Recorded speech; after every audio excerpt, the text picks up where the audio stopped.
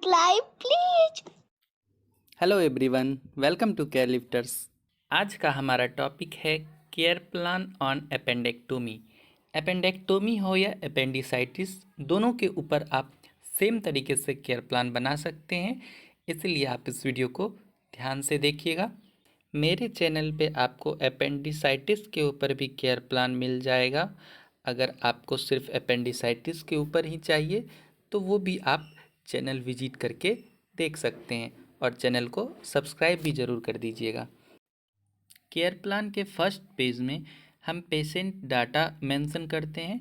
Patient data के अंदर हम पेशेंट के बहुत सारे जनरल इन्फॉर्मेशन को लिखते हैं, लाइक पेशेंट का नाम, पेशेंट का क्या एज है, पेशेंट का gender, consultant doctor, date of admission, educational status, marital status, ये सब हम पेशेंट का लिखते हैं। लाइक पेशेंट का इनकम क्या है, ऑक्यूपेशन, रिलीजन कौन से हैं, क्या एड्रेस है पेशेंट का, ये हम लिखेंगे। फिर हम पेशेंट जिस वार्ड में शिफ्ट हैं या जिस वार्ड में एडमिट हैं उस वार्ड का नाम लिखेंगे। डायग्नोसिस, मैंने यहाँ पे डायग्नोसिस अपेंडिसाइटिस लिखा है, ये मेडिकल डायग्नोसिस होगा, सर्जिकल डायग्नोसिस अपेंडेक्टोमी हो जाएगा, तो आप इसको सही कर लीजिएगा। चीफ कंप्लेन लिखेंगे हम। चीफ कंप्लेन क्या होता है, पेशेंट जब भी हॉस्पिटल में आए तो वो कुछ कंप्लेन लेके आए होंगे, वो हम चीफ कंप्लेन में लिखते हैं, like pain in abdomen, vomiting, urine pass नहीं कर पा रहे थे। देन हम नेक्स्ट पेज में आएंगे। नेक्स्ट पेज में हम history of present illness heading डालेंगे। इसमें हम प्रेजेंट मेडिकल हिस्ट्री को लिखेंगे पेशेंट का और इसको थोड़ा सा एलोबरेट करके लिखेंगे।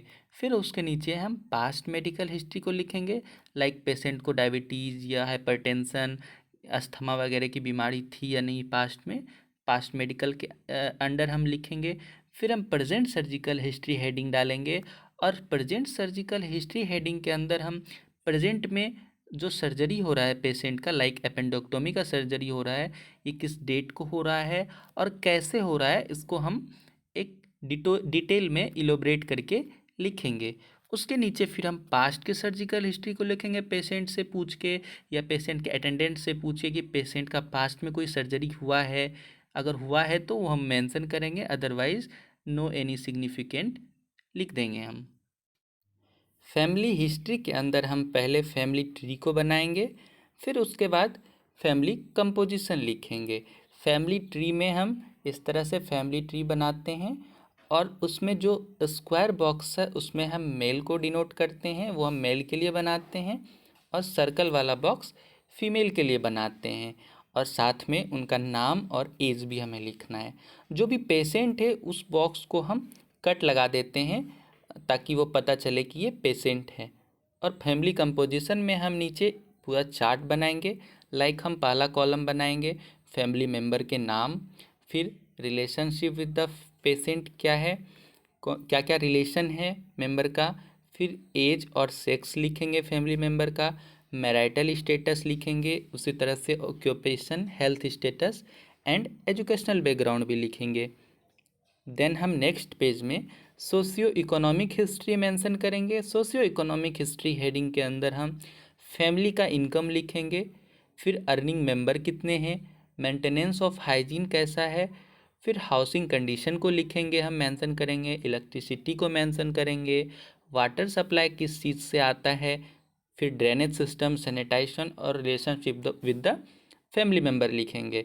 फिर उसके बाद हम उसके नीचे पर्सनल हिस्ट्री लिखेंगे। इस पर्सनल हिस्ट्री में हम पेशेंट के पर्सनल हिस्ट्री को लिखेंगे, लाइक पेशेंट का डाइटरी हैबिट, क्या खाते हैं वो, वेज, नॉन वेज या मिक्स्ड, स्लीपिंग पैटर्न कैसा है, अभी प्रॉपरली स्लीप हो पा रहा है या नहीं, स्लीपिंग पैटर्न के अंदर लिखेंगे। फिर हम उसी तरह से पेशेंट के लाइफ स्टाइल को लिखेंगे, फैमिली मेम्बर के साथ कैसा है रिलेशन पेशेंट का वो लिखेंगे, फिर एलिमिनेशन लिखेंगे पेशेंट का, हैबिट लिखेंगे पेशेंट का, लाइक अल्कोहल या टोबैको का हैबिट। इसके अगले पेज में फिर हम आ जाएंगे फिजिकल एग्जामिनेशन की ओर। फिजिकल एग्जामिनेशन में हम पहले पेशेंट के वाइटल साइन को लिखेंगे। वाइटल साइन लाइक हम टेम्परेचर लिखेंगे, पल्स, रेस्पिरेशन, ब्लड प्रेशर, इसी तरह से हम SpO2 और पेन स्केल भी बनाएंगे। मैंने यहाँ पे पेन स्केल नहीं बनाया है, आप इसमें पेन स्केल ज़रूर से बना लीजिएगा। और इस वाइटल साइन में हम पेशेंट के वैल्यू के साथ साथ हमें नॉर्मल रेंज भी शो करना है। उसके बाद हम उसके नीचे बीएमआई निकालेंगे। बीएमआई बॉडी मास इंडेक्स होता है और इसका फार्मूला है weight in KG by height in metre square.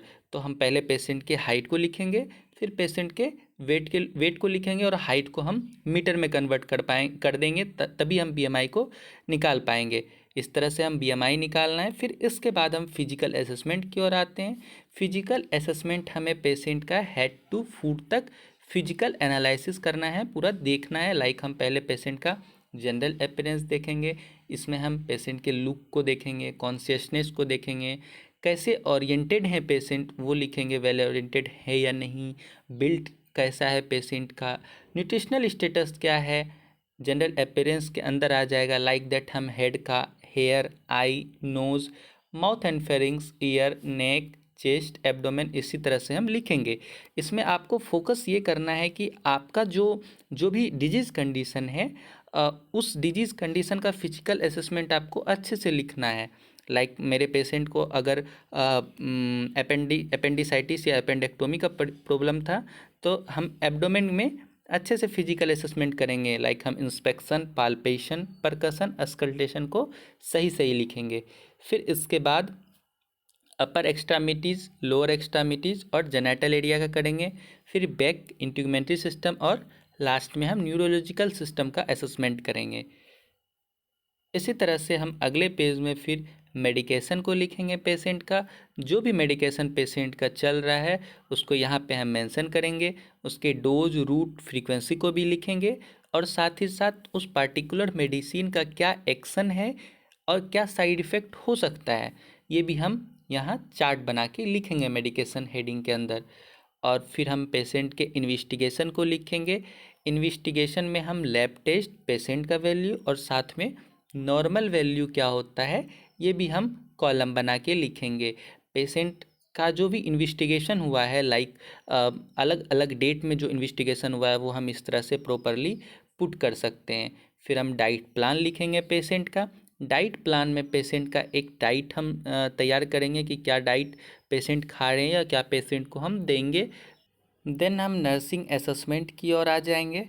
Nursing assessment में हम लिखेंगे कि हमने पेशेंट का क्या क्या एक्सेस किया एज अ नर्स। लाइक हम general condition of the patient मैंने देखा, फिर पेशेंट का हिस्ट्री लिया, वाइटल साइन को मॉनिटर किया। इसी तरह से हम क्या क्या किए वो नर्सिंग असेसमेंट के अंदर हम लिख देंगे।